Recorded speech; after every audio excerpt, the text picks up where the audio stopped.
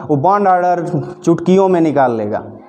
और आज मैं आपके सामने बहुत ही इंटरेस्टिंग वीडियो लेकर आया हूं, और ये वीडियो है आपका मॉलिक्यूलर ऑर्बिटल थियरी से रिलेटेड, जिसमें बच्चों को बहुत सारा कन्फ्यूजन होता है कि किसका बॉन्ड ऑर्डर कैसे निकलेगा, कैसे नहीं निकलेगा। तो कन्फ्यूजन को मैं वो दूर करूंगा आपको इस वीडियो में, और वीडियो को आगे देखते रहिए, लास्ट तक देखिए, सब चीज़ें समझ जाएंगे, ऑल कॉन्सेप्ट आपके क्लियर हो जाएंगे। तो समझिए बॉन्ड ऑर्डर।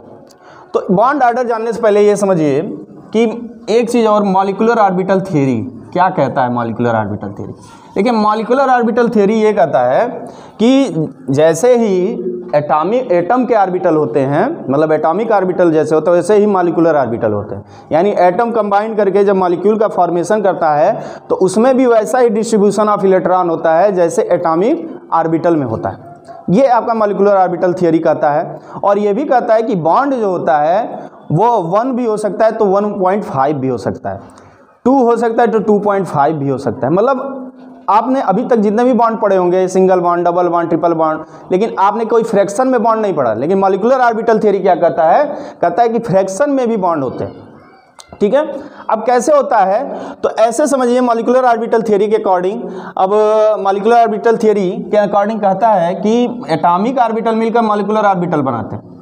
अब मॉलिक्यूलर ऑर्बिटल जब बनते हैं तो मॉलिक्यूलर ऑर्बिटल कई टाइप के बनते हैं। दो जनरली जो होता है बच्चों, ये 2 टाइप के आपको पढ़ना है। एक तो आपका एंटी बॉन्डिंग मॉलिक्यूलर ऑर्बिटल बनता है,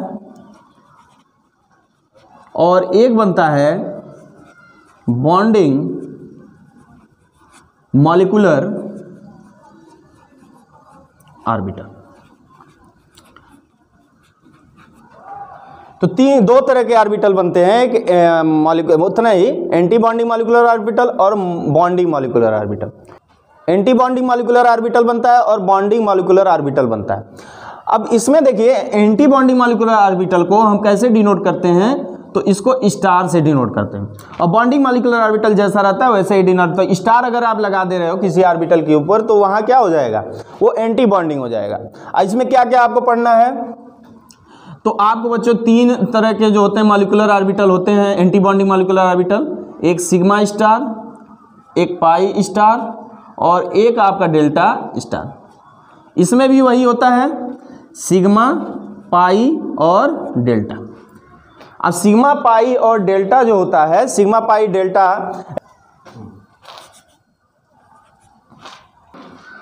पाई और डेल्टा होता है। इसमें आपको केवल बच्चों जो आपका इंटरमीडिएट लेवल है या कोई भी प्रिपरेशन में आपसे पूछता है सिग्मा और पाई के बारे में पूछता है, लेकिन इसके बारे में नहीं पूछता है, तो इसको आपको पढ़ना नहीं है। जो नहीं पढ़ना है उसको उसके बारे में देखना ही नहीं चाहिए। अब देखिए anti bonding molecular orbital, bonding molecular orbital, आपको क्या पढ़ना है, सिग्मा और पाई के बारे में। डेल्टा छोड़ दीजिए, जो नहीं पढ़ना है, जो सिलेबस में नहीं, उसको कोई पढ़ने की जरूरत है नहीं। तो सिग्मा और पाई के बारे में देखेंगे, और कैसे बनेगा एंटी बॉन्डिंग मॉलिक्यूलर ऑर्बिटल और बॉन्डिंग मॉलिक्यूलर ऑर्बिटल। आप जानते हैं कि जो एटम होता है, एटम में इलेक्ट्रॉन होते हैं, और ये इलेक्ट्रॉन जो होते हैं 2 नेचर शो करते हैं, एक पार्टिकल नेचर, एक वेव नेचर। वेव नेचर मतलब ये वेव के फॉर्म में जो होते हैं इसमें मूव करते रहते हैं, और वेव के फॉर्म में ये इसके अंदर मूव करते रहते हैं। तो होता क्या है, जब 2 एटम, मान लीजिए इसी की तरह एक और एटम होगा, तो 2 एटम जब कंबाइन करेंगे तो उनके बीच कंबाइन करेंगे तो मॉलिक्यूल का फॉर्मेशन होगा। यानी एटॉमिक ऑर्बिटल जब मिलेंगे तो मॉलिक्यूलर ऑर्बिटल का फॉर्मेशन होगा। तो होता क्या है, जब एटम मिलते हैं तो उसमें वेव भी आपस में मिलते हैं, और जब वेव मिलते हैं, यानी वेव जब मिलते हैं तो उसको हम बोलते हैं बच्चों इंटरफेरेंस बोलते हैं। जब वेव मिलता है आपस में तो उसे हम क्या बोलते हैं, इंटरफेरेंस बोलते हैं। जब वेव आपस में मिलता है तो इंटरफेरेंस बोलते हैं। आप पढ़े होंगे कि जब वेव आपस मिलता है तो उसे इंटरफेरेंस बोलते हैं। अब देखिए जब एटम मिलेंगे तो सिंपल सी बात है, उसका वेव भी आपस में मिलेगा। तो 2 तरह से वेव मिलते हैं बच्चों,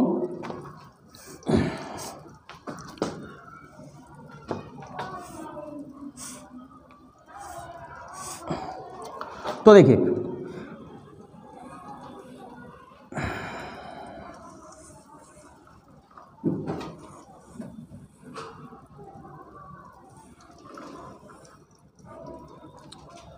अब देखिए, इसमें देखिए आपको अलग अलग वेव मैंने बताया है, ये अलग वेव है, ये अलग वेव है। अब इसमें कोई आप मान लीजिए ये जो दो वेव हैं, ये अगर इस ऊपर वाला नीचे देख रहे होंगे तो ये सेम फेज में है और ये जो है अपोजिट फेज में।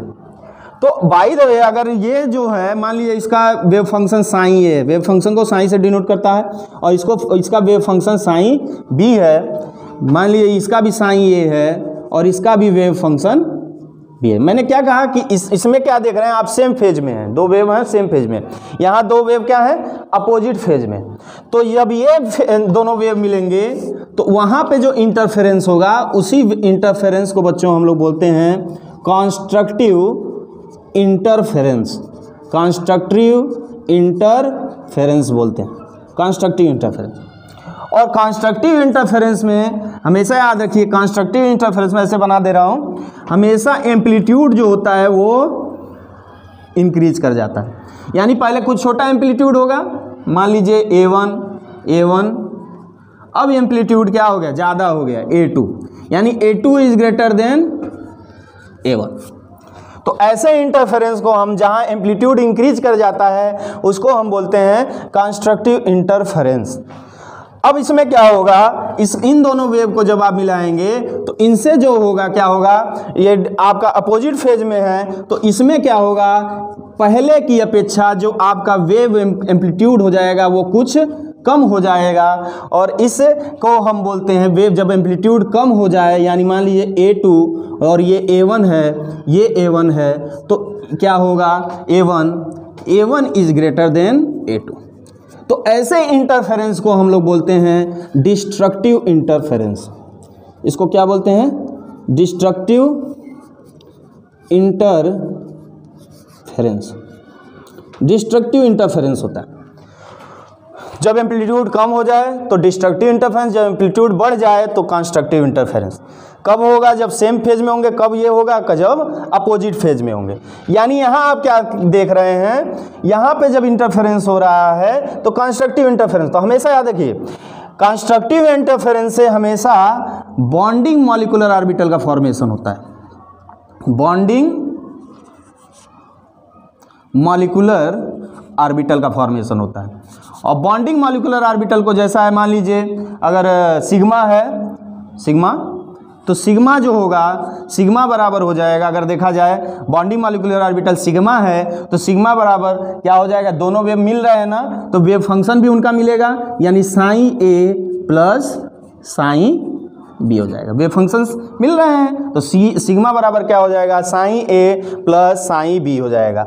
और यहाँ डिस्ट्रक्टिव इंटरफेरेंस हो रहा है तो डिस्ट्रक्टिव इंटरफेरेंस के कारण क्या हो जाएगा, एंटी बॉन्डिंग मॉलिक्यूलर ऑर्बिटल बन जाएगा। क्या बनेगा, एंटी बॉन्डिंग मॉलिक्यूलर ऑर्बिटल।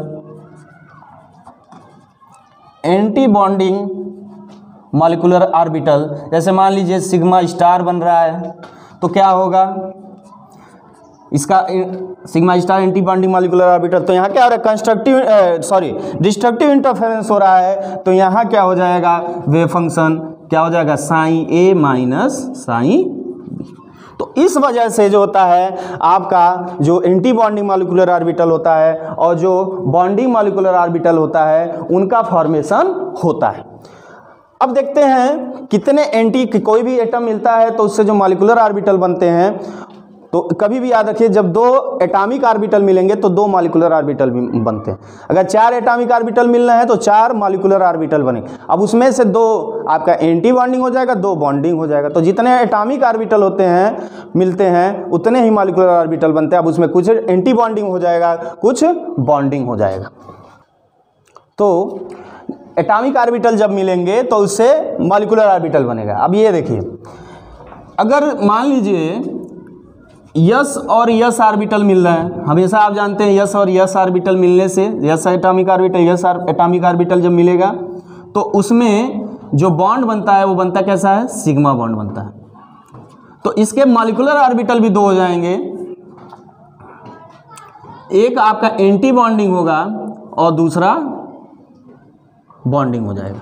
ठीक है, एक एंटी बॉन्डिंग होगा, दूसरा बॉन्डिंग हो जाएगा।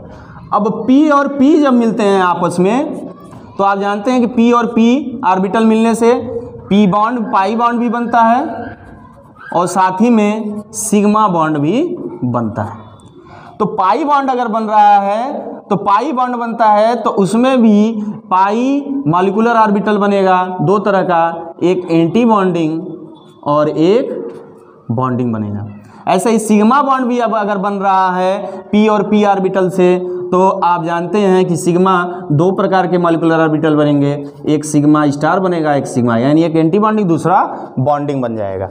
अब इसमें डिपेंड करता है कि पी पी ऑर्बिटल कैसे ओवरलैप कर रहे हैं। आप जानते हैं पी पी ऑर्बिटल जो होता है जनरली अगर ओवरलैप करे तो इसमें दो तरह की ओवरलैपिंग होती है, एक एक्सियल ओवरलैपिंग होती है। जब एक्सियल ओवरलैपिंग होगी तो एक्सियल ओवरलैपिंग से जो होगा बच्चों वो सिग्मा बॉन्ड बनेगा, सिग्मा बॉन्ड बनेगा।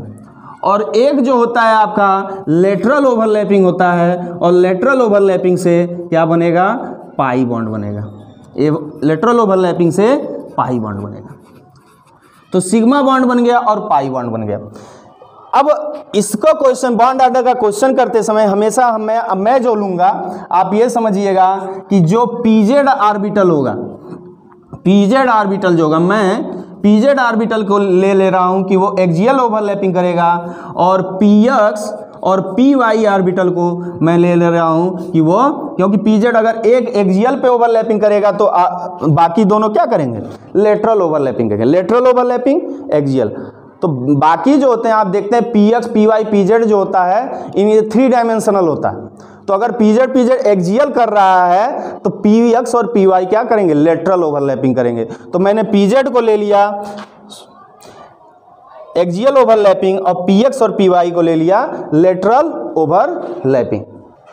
तो देखिए अब इसके बाद मैं आपको बताने वाला हूं मॉलिक्यूलर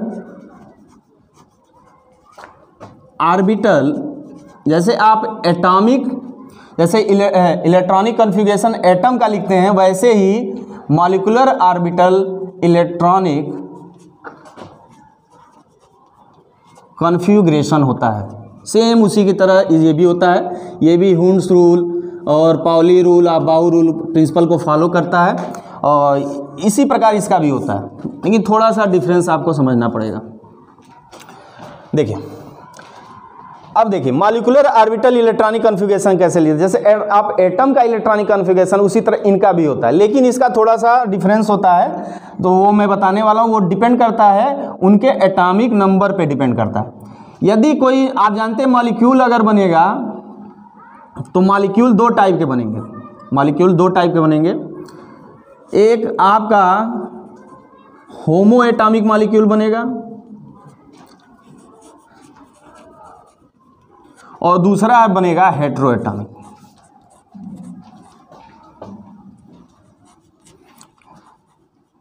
होमो एटॉमिक में बहुत सारे एग्जाम्पल है, जैसे हाइड्रोजन, नाइट्रोजन,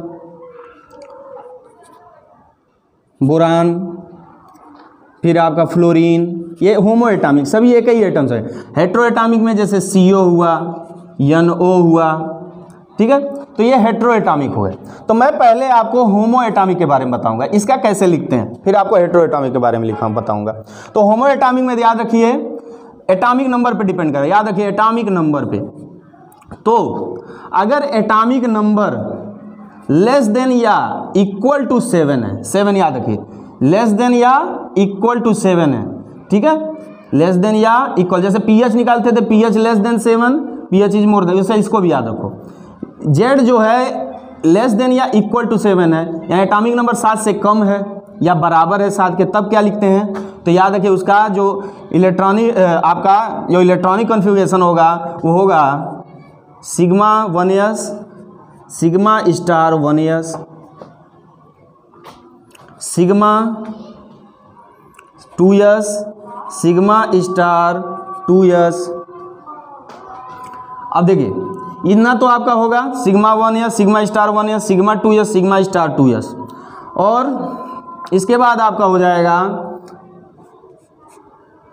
पाई 2px, pi two P y. देखिए मैंने क्यों पाई टू पी एक्स और पाई टू पी वाई लिखा, क्योंकि मैंने कहा एक्स और वाई जो पी एक्स और पी वाई ऑर्बिटल जो होंगे ये लेटरल ओवरलैपिंग करेंगे, यानी पाई बॉन्ड बनाएंगे। और याद रखिए जब इनका इलेक्ट्रॉनिक कन्फिग्रेशन आप लिखते हैं तो एनर्जी का ऑर्डर यही होता है सेम, इससे ज़्यादा इसका। अब इसमें पाई टू पी एक्स की energy pi two P y के बराबर होती है। अब इससे ज़्यादा किसका होता है, इससे ज़्यादा होता है जेड वाले का। और जेड में आपको मैंने क्या कहा, एक्सियल ओवरलैपिंग करके बने, यानी सिग्मा बॉन्ड बनाएगा तो होगा सिग्मा टू पी जेड। अब इससे ज़्यादा सिग्मा टू पी जेड से ज़्यादा होगा pi star two P X बराबर होगा pi star two P Y. और इससे ज़्यादा हो जाएगा sigma star two P Z का। तो ये आपका कब यह फॉलो होगा, जब एटॉमिक नंबर 7 के इक्वल या 7 से कम हो। ठीक है, याद रखिए x y z, x y z ये कब होगा। अब मैंने जेड को क्या माना, इंटर न्यूक्लियर एक्सिस पर इसका ओवरलैपिंग होगा। अब जस्ट इसका कंडीशन क्या हो जाता है, इसका स्क्रीनशॉट ले लीजिए, आप स्क्रीनशॉट ले लीजिए। अगर एटॉमिक नंबर, अब दूसरा कंडीशन क्या है, अगर एटॉमिक नंबर 7 से ज़्यादा हो तो आपको कुछ नहीं करना है, केवल ये 2pz जो होता है इसको बस यहाँ से हटा के आपको यहीं पर लिख देना है सिग्मा 2pz।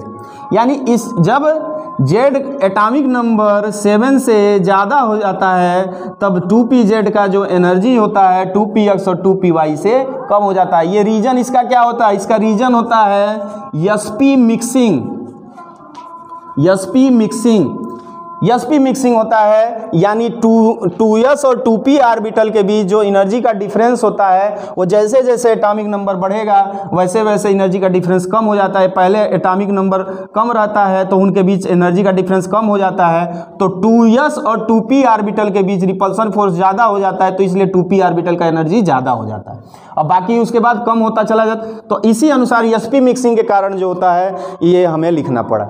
ठीक है, अब देखिए बॉन्ड ऑर्डर कैसे निकालते हैं। तो याद रखिए आपको बॉन्डिंग और एंटी बॉन्डिंग पता चल गया है। तो याद रखिए बॉन्ड ऑर्डर जो होता है half into n b minus n a क्या के बराबर होता है। और एन बी क्या है कि बॉन्डिंग ऑर्बिटल में कितना इलेक्ट्रॉन है और एन ए क्या है एंटी बॉन्डिंग ऑर्बिटल में कितने इलेक्ट्रॉन है। जब दोनों को माइनस करके हाफ कर देंगे तो बॉन्ड ऑर्डर आ जाता है। तो क्या कहेंगे bond order, it is the half of difference of number of bonding orbital electron and anti bonding orbital electron, ये बॉन्ड ऑर्डर होता है। इसके बाद तो बॉन्ड ऑर्डर जैसा कि BO को बॉन्ड ऑर्डर कहते हैं जब इसमें से नंबर ऑफ बॉन्डिंग इलेक्ट्रॉन और को में से number of anti bonding electron को माइनस करके और हाफ से मल्टीप्लाई कर देते हैं तो बॉन्ड ऑर्डर आ जाता है। अब बॉन्ड ऑर्डर से बहुत सारे क्वेश्चन सॉल्व कर लेते हैं। पहला क्वेश्चन जो आपका बनता है वो होता है स्टेबिलिटी ऑफ मॉलिक्यूल। तो याद रखिए जिसका जितना बॉन्ड ऑर्डर होगा उसकी stability directly proportional to bond order होता है, यानी बॉन्ड ऑर्डर ज़्यादा स्टेबिलिटी ज़्यादा, तो आप उसके बीच स्टेबिलिटी का ऑर्डर लिख सकते हैं, मतलब बॉन्ड ऑर्डर जिसका ज़्यादा उसकी स्टेबिलिटी ज़्यादा। अगर by the way bond order same हो, बॉन्ड ऑर्डर सेम हो तो आपको बॉन्डिंग और एंटी बॉन्डिंग इलेक्ट्रॉन देखना पड़ता है कि एंटी बॉन्डिंग मॉलिक्यूलर ऑर्बिटल में कितना इलेक्ट्रॉन है, बॉन्डिंग मॉलिक्यूलर ऑर्बिटल में कितना इलेक्ट्रॉन है, उसके बिहाफ पर स्टेबिलिटी निकालना है। तो ज़्यादा अगर बॉन्डिंग ऑर्बिटल में इलेक्ट्रॉन होगा, बॉन्डिंग ऑर्बिटल में इलेक्ट्रॉन, तो अगर बॉन्ड ऑर्डर सेम है तो उसकी स्टेबिलिटी ज़्यादा हो जाएगी। स्क्रीनशॉट ले लीजिए।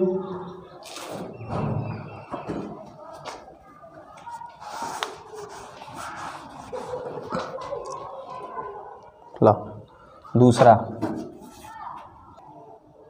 अब देखिए बॉन्ड एनर्जी भी इससे निकाल सकते हैं। तो bond energy directly proportional bond order, यही चीज़ याद रखिए। और बॉन्ड ऑर्डर अगर सेम हो तो इसमें भी वही कंडीशन है, जिसमें एंटी बॉन्डिंग मॉलिक्यूलर ऑर्बिटल होगा उसकी एनर्जी ज़्यादा होगी, जिसमें anti bonding molecular orbital same to same stability के ऑर्डर पे होगा।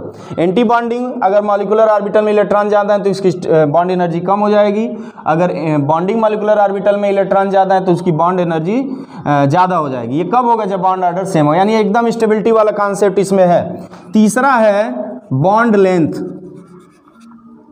Bond length bond length. अब बॉन्ड लेंथ जो होता है, बॉन्ड लेंथ की बॉन्ड ऑर्डर के क्या होता है, तो याद रखिए बॉन्ड लेंथ जो होता है ये इनवर्सली प्रोपोर्शनल टू होता है बॉन्ड ऑर्डर, क्योंकि आप जानते हैं हमेशा बॉन्ड एनर्जी बॉन्ड लेंथ के क्या होता है, इनवर्सली प्रोपोर्शनल, यानी जिसका बॉन्ड एनर्जी ज़्यादा है उसका बॉन्ड लेंथ कम, और जिसका बॉन्ड एनर्जी कम उसका बॉन्ड लेंथ ज़्यादा, यानी सेम वही होगा, बॉन्ड लेंथ जो होगा इनवर्सली प्रोपोर्शनल टू होगा बॉन्ड ऑर्डर के। ठीक है। और चौथा चीज़ जो होता है मॉलिक्यूल का नेचर आप बता सकते हैं, nature of molecule, nature of molecule. अब नेचर कैसा, क्या नेचर है, तो दो नेचर के मॉलिक्यूल हो सकते हैं, एक तो आपका पैरामैग्नेटिक हो सकता है, एक पैरामैग्नेटिक हो सकता है, और दूसरा जो मॉलिक्यूल हो सकता है वो डायामैग्नेटिक हो सकता है। पैरामैग्नेटिक क्या होता है, पैरामैग्नेटिक जो मैग्नेटिक फील्ड से प्यार करे, यानी मैग्नेटिक फील्ड को अट्रैक्ट करे, और डायामैग्नेटिक जो होता है जो उसको रिपेल करे। पैरामैग्नेटिक प्यार करने वाला, मैग्नेट को प्यार करने वाला पैरामैग्नेटिक यानी उसको प्यार करेगा, यानी उसको अट्रैक्ट करेगा। डायामैग्नेटिक जस्ट उसके अपोजिट हो जाएगा, यानी ये क्या करेगा, रिपेल करेगा। पैरामैग्नेटिक तब होगा जब ऑर्बिटल में इलेक्ट्रॉन जो होंगे वह अनपेयर्ड होंगे, यानी ऐसे मॉलिक्यूल जो होंगे वो मैग्नेटिक फील्ड के द्वारा अट्रैक्ट होंगे, यानी पैरामैग्नेटिक होंगे। और डायामैग्नेटिक जब कब होगा, जब किसी भी मॉलिक्यूलर ऑर्बिटल में इलेक्ट्रॉन क्या होगा, पेयर्ड होगा। ठीक है। तो इस बिहाफ पर हम पैरामैग्नेटिक और डायामैग्नेटिक ये नेचर भी बता सकते हैं, बॉन्ड लेंथ, बॉन्ड एनर्जी और स्टेबिलिटी को भी बता सकते हैं। तरीके हैं स्टेबिलिटी बताने के, कभी कभार ये भी कह देता है, तो याद रखिए स्टेबिलिटी अगर तब होगा ये इस कंडीशन में, अगर बॉन्ड ऑर्डर पॉजिटिव है तो ऐसा मॉलिक्यूल जो होगा वो स्टेबल होगा। यदि बॉन्ड ऑर्डर निगेटिव हो या जीरो हो तो ऐसा मॉलिक्यूल जो होगा वो अनस्टेबल होगा। और अनस्टेबल होगा तो अनस्टेबल का मतलब ऐसा मॉलिक्यूल एग्जिस्ट नहीं करेगा, नो एग्जिस्टेंस या नॉट एग्जिस्ट, ऐसे मॉलिक्यूल एग्जिस्ट नहीं करेगा। अब बात आती है हेट्रोएटॉमिक मॉलिक्यूल की, तो देखिए हेट्रोएटॉमिक बस आपको कुछ नहीं करना है, थोड़ा कन्फ्यूजन होता है हेट्रोएटॉमिक में, क्योंकि उनका जो बॉन्ड एनर्जी का लेवल होता है वो अलग अलग होता है दोनों एटम का, तो इसमें थोड़ा कन्फ्यूजन है, तो कन्फ्यूजन पालने की ज़रूरत नहीं है, पहला चीज़। और याद रखिए आपको अगर एटॉमिक नंबर अलग अलग, जैसे मान लो कार्बन मोनोऑक्साइड है तो कार्बन और ऑक्सीजन का एटॉमिक नंबर अलग अलग होगा, तो कैसे आप जेड की वैल्यू निकाल पाओगे, जेड ग्रेटर देन 7 या लेस देन 7, तो कैसे निकाल पाओगे। तो इसके लिए सिंपल सी बात है, आपको क्या करना है, बस जेड निकालने के लिए जो दोनों एटम, मान लीजिए इसका Z1 है और इसका एटॉमिक नंबर Z2 है, मान लीजिए कुछ भी है, तो आपको कुछ नहीं करना है, जेड निकालना है तो आपको क्या कर देना है, Z1 + Z2/2। अब जो वैल्यू आएगी वही जेड की वैल्यू होगी। ग्रेटर देन 7 रहेगा तो उसके बिहाफ पे लिखेंगे, लेस देन या इक्वल टू 7 होगा तो उसके बिहाफ पर हेट्रोएटॉमिक मॉलिक्यूल्स का आप इलेक्ट्रॉनिक कॉन्फ़िगरेशन लिख सकते हैं।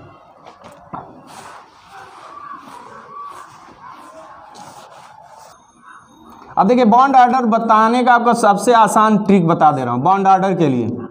तो याद रखिए 14 अगर बॉन्ड ऑर्डर है, अगर आपका 14 आ रहा है 30, सॉरी बॉन्ड ऑर्डर नहीं, 14 इलेक्ट्रॉन हो, इलेक्ट्रॉन, तो बॉन्ड ऑर्डर कैसे निकालते हैं, इलेक्ट्रॉन के नंबर ऑफ इलेक्ट्रॉन के बेसिस पे निकालते हैं।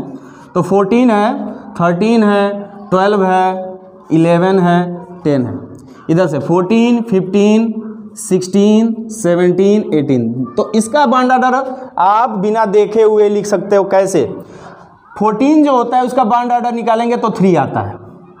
13 अगर होगा atomic number, sorry number of electron, तो उसका बॉन्ड ऑर्डर जो होगा वो 2.5 होगा। 12 का 2 हो जाएगा यानी 0.5 करके, 11 का 1.5 हो जाएगा और 10 का 1 हो जाएगा। ये बॉन्ड ऑर्डर निकालने का तरीका है। बॉन्ड ऑर्डर ठीक है, किसके बेसिस पे निकाला, नंबर ऑफ इलेक्ट्रॉन के बेसिस पे। तो नंबर ऑफ इलेक्ट्रॉन 10 है, 11, 12, 30, 40, 50, 60, 70, 80। तो कैसे निकालेंगे, आपको 14 का याद रहना चाहिए, 14 का 3 होता है, उससे 0.5 कम करते चले जाइए, 10 तक आपका जितना भी नंबर ऑफ इलेक्ट्रॉन होगा उसका बारे में आप बता सकते हो। इसी के बाद सेम इसी की तरह 3 अगर 14 से 15 हो गया तो 2.5, 16 का 2, 17 का 1.5 और 18 का 1 होता है। स्क्रीनशॉट ले लीजिए, आप इसके बेसिस पर ट्रिक है और इसके बेसिस पे आप बॉन्ड ऑर्डर निकाल सकते हैं। तो पैरामैग्नेटिक और डायमैग्नेटिक, देखिए पैरामैग्नेटिक और डायमैग्नेटिक का भी ट्रिक है।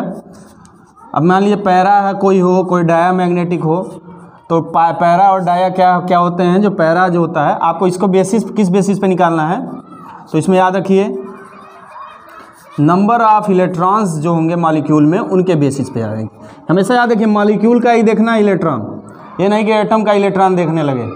तो दो तरह के हो सकते हैं नंबर ऑफ इलेक्ट्रॉन, जब मॉलिक्यूल को आप देख रहे हो तो उसमें या तो इवन हो सकता है या तो ऑड हो सकता है। तो हमेशा याद रखिए इवन जो होगा वो डायामैग्नेटिक होगा और ऑड अगर इलेक्ट्रॉन हो जाए तो वो पैरा होगा। अब थोड़ा डाया में थोड़ा सा एक्सेप्शनल केस आ जाता है, एक्सेप्शनल थोड़ा सा है, बस याद रखिए एक्सेप्शनल केस क्या आ जाता है। अब एक्सेप्शनल डाया में क्या आ जाता है कि अगर इवन हो और इवन में 3 तरह के इवन हो, एक तो आपका 10, 12 और 16, याद रखिए 10, 12, 16, केवल यही आपको याद रखना है। तो अगर 10 है तो ये पैरा हो सकता है, ये भी पैरा हो सकता है, और 12 है तो ये भी पैरा हो सकता है, और 16 है तो ये ऑलवेज पैरा होगा। देखिए पहला दूसरा 10 और 12 जो होता है ये हो सकता है, लेकिन 16 ऑलवेज पैरा, हमेशा याद रखिए 16 जो होगा वो हमेशा पैरा मैग्नेटिक होगा, हमेशा होगा। अब 10 कब होगा, जब एटॉमिक नंबर क्या हो, 7 से कम हो, 7 से कम हो। और 12 कब पैरामैग्नेटिक होगा, यदि एटॉमिक नंबर 7 से ज़्यादा हो। तो याद रखिए 10 भी हो सकता है, 12 भी होता है, 16 तो ऑलवेज पैरामैग्नेटिक होगा। 10, 12 क्या होगा, 10 हम पैरामैग्नेटिक तब होगा जब एटॉमिक नंबर 7 से कम हो, और 12 कब पैरामैग्नेटिक होगा, जब एटॉमिक नंबर 7 से ज़्यादा। इसको स्क्रीनशॉट ले लीजिए, ये इसका ट्रिक है, स्क्रीनशॉट ले लीजिए। ये हमेशा क्वेश्चन पैरामैग्नेटिक डायमैग्नेटिक से रिलेटेड पूछता है। तो जहाँ तक मैं समझता हूँ आपको बहुत अच्छा लगा होगा वीडियो। और बॉन्ड ऑर्डर कोई भी होगा, मैं तो 100% श्योर हूँ कि जो भी ये लेक्चर पढ़ा होगा वो बॉन्ड ऑर्डर चुटकियों में निकाल लेगा। और बाकी के ऐसे ही वीडियो देखते रहिए, आगे भी इससे इंटरेस्टिंग अच्छा कॉन्सेप्ट आपके सामने ट्रिक के साथ लेकर आऊँगा और क्वेश्चन सॉल्व करने का तरीका आपको बताऊँगा ज़रूर। और कमेंट भी किया कीजिए, देखिए वीडियो जब आप देखते हो उसमें कमेंट भी किया कीजिए कि क्या ये सब जितने भी प्रॉब्लम्स मैं बताया हूँ क्या उस पर न्यूमेरिकल प्रॉब्लम भी आपको सॉल्व कराऊँ। तो अगर आप कमेंट करेंगे तब मैं आपको न्यूमेरिकल प्रॉब्लम भी इससे रिलेटेड सॉल्व कराऊँगा। तब तक के लिए धन्यवाद।